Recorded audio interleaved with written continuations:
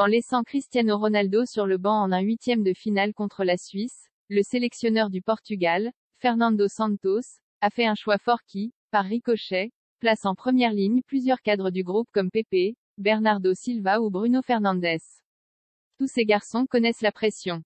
Ils ont joué ou jouent en club au Real Madrid, à Manchester United ou Manchester City. Mais Cristiano Ronaldo a les épaules larges et, en sélection, c'est lui qui depuis 15 ans prend la lumière et porte le poids des responsabilités.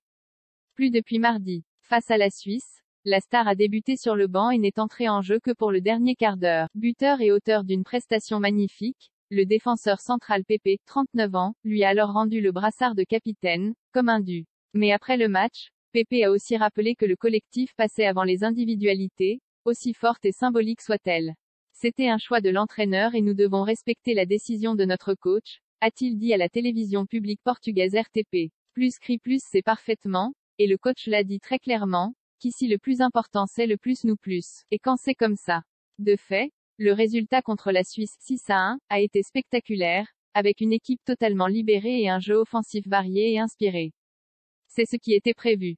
C'est ce qu'on voulait. On voulait une équipe qui joue avec beaucoup de fluidité et nous avons très bien joué, a estimé Fernando Santos. Statistique décevante jeudi lors de la conférence de presse du milieu de terrain Otavio, à 48 heures du quart de finale contre le Maroc, les questions sur Ronaldo se sont tout de même enchaînées. Ronaldo est un modèle et il est unique. Mais Gonçalo Ramos, auteur d'un triplé contre la Suisse, NDLR, a très bien joué et tout le monde est prêt à jouer, a expliqué le milieu de terrain de Porto. Moi je me considère comme un joueur parmi 26 qui sont arrivés très soudés à la Coupe du Monde.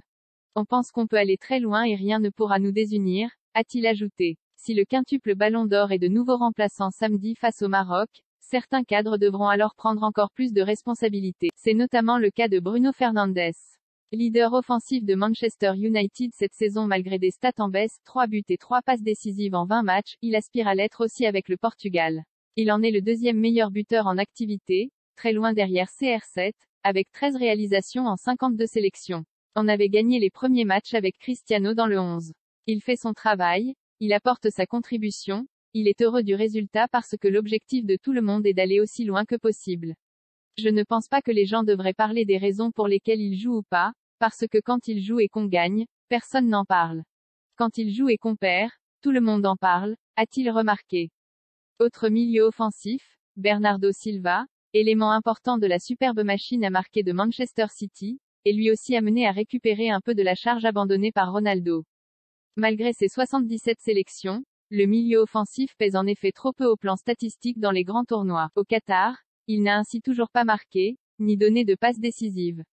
Mais ça peut changer, samedi contre le Maroc. Ici Beyrouth 10 décembre, 2000.